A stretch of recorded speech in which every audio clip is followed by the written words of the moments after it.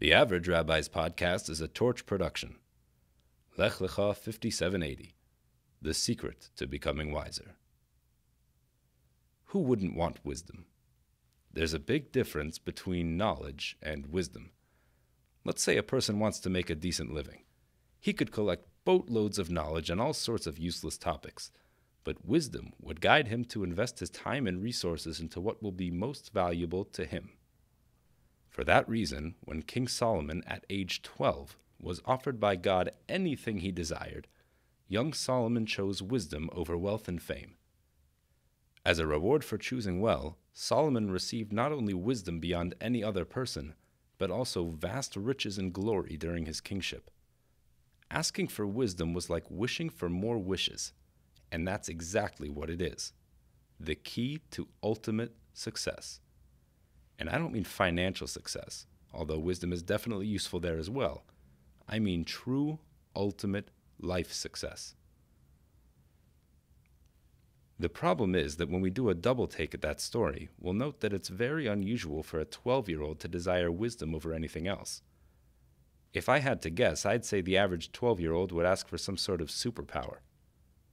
More specifically, it's unusually wise for a young boy to choose wisdom. So here's the catch-22. Only the wise go out of their way to seek wisdom. There's an old Chinese saying, empty your cup. The idea is that so long as a student's cup is full, i.e. he thinks he already knows whatever it is that the master is going to teach him, he can't receive the master's training. He must first empty his cup, remove all preconceived notions from his mind before he can begin to learn. While there is definitely truth to that and will essentially be the main idea of this lesson, the Talmud says something which looks to be the exact opposite.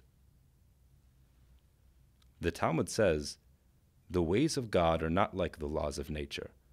In the laws of nature, an empty vessel will receive and a full vessel will not. When it comes to wisdom, a full vessel will receive and an empty vessel will not."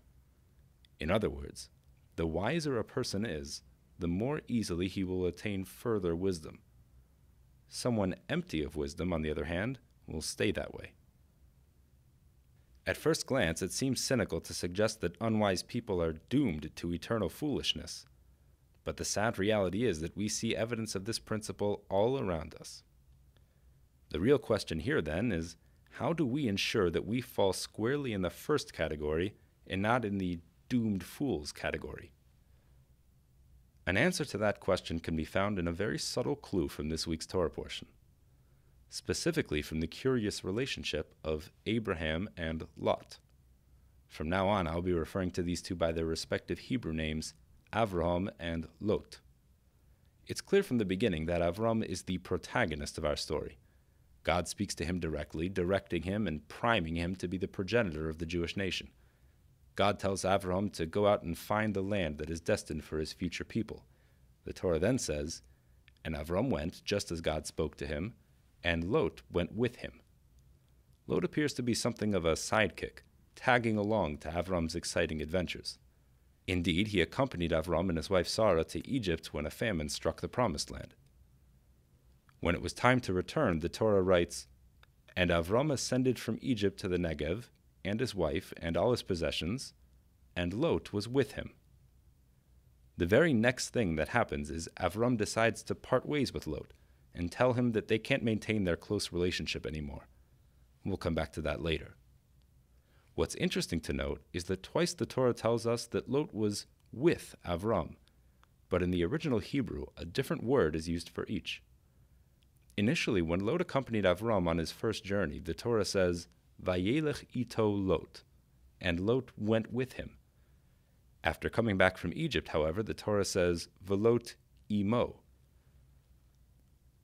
The words ito and imo both translate identically into English as "with him." But why the change? What's the difference in connotation? Later on in the Torah, we find an almost identical pattern with these two words when the evil prophet Bilam goes out with the Moabites to curse the Jews. On that Torah portion, the Vilna Gaon, arguably the greatest of the 18th century's Torah scholars, explains exactly what is the difference between the words ito and imo, with him. The word ito implies subservience. Really anything that's secondary in nature. The same way when you order a burger at a restaurant, you might also ask for fries to come with it, on the side. The word imo, on the other hand, implies equality or independence. If a friend is going out to the gym and you decide you'd like the exercise as well, you might go with him equally. Imo. Ito, secondary. Imo, equally. With this knowledge, we can look back and see that the Torah's word choice hints to a subtle shift in the relationship between Avram and Lot. At first, Lot is clearly inferior, and like we said, tagging along with Avram. Something changed, though, and by the time they left Egypt, Lot came to see himself as an equal to Avram, with his own opinions and worldview. Avram perceived this shift, and it was at that point that Avram told Lot, "It's time to split ways." Was it arrogance that drove Avram to break ties with Lot? Was he so conceited that he felt compelled to dominate over his companions? Not likely. People of that stature don't succumb to such pettiness. And we don't find that Avram was ever criticized for haughtiness, and in fact just the opposite. He's consistently praised for being a humble and obedient servant of both God and man.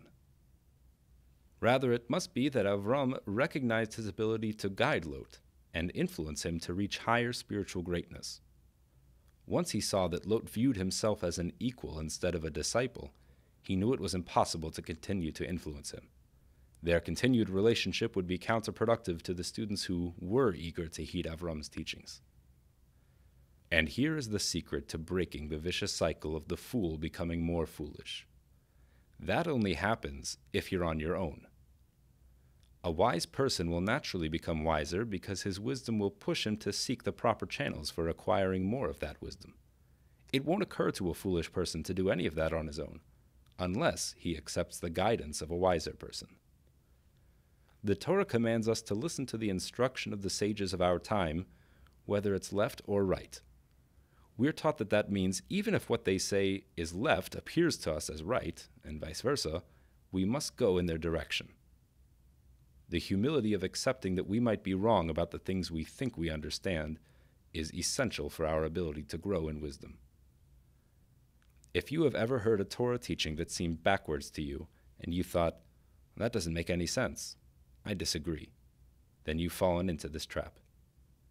Don't worry, most of us have, at least in the beginning.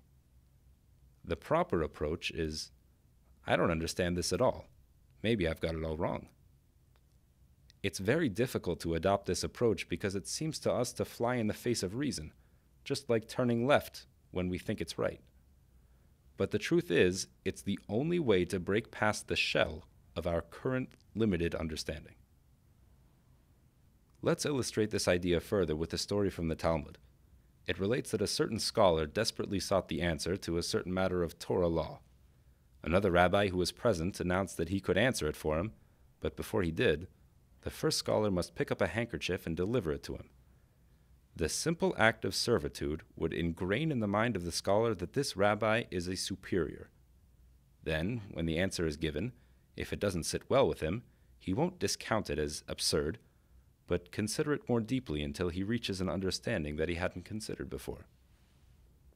The Talmud also teaches us, "Aseh lecha rav," make for yourself a master. Find someone wise and well-versed in Torah wisdom, both in theory and in action. Acknowledge them as a master. Prepare to be wrong, and you have begun your journey toward acquiring wisdom. I should mention now that you shouldn't misunderstand this lesson and think that I'm saying that you shouldn't think for yourself. That's not at all what I mean.